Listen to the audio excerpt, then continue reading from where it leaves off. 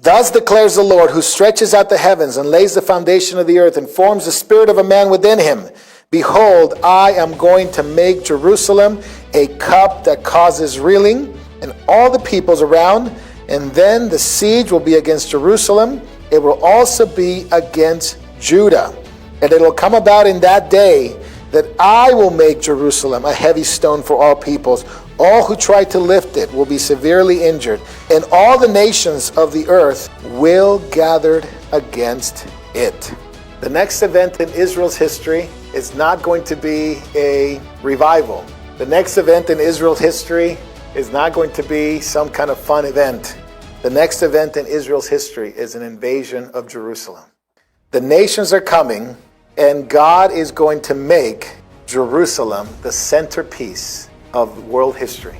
We're living in a time where this is actually happening in Israel, is that all the nations are coming against Israel. This is the day. It's the day of the Lord. It's the day of his vengeance. The world has had their heyday. God is going to have his day. It's called the day of the Lord, the day of Yahweh.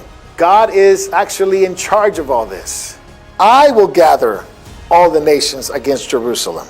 To battle, and the city will be captured, the houses will be plundered, the women will be ravished, and half the city will go into exile. But the rest of the people will not be cut off from the city.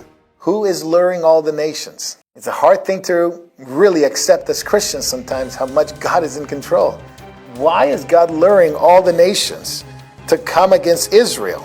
He's bringing them to the place of judgment. He's luring them in because mankind has one thing in intent, and that's evil, to come in and destroy the Jewish people. He allows them to come in. Now, he's not the author of evil. He's not making them do something evil. He's allowing them to come in, and they are more than willing to come. That anti-Semitism that is in the world, that hatred against Jewish people, God is going to use that hatred that they have already against them to allow them to come in such a way that they are willing participants to something God is drawing them into. But also for Israel. God chastens those he loves.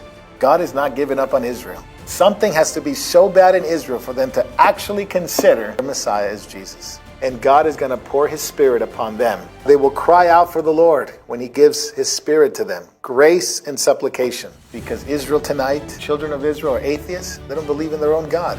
Well, who created Israel? The other part too is they don't believe in the Messiah. They have rejected Jesus. And therefore God is going to overthrow those powers.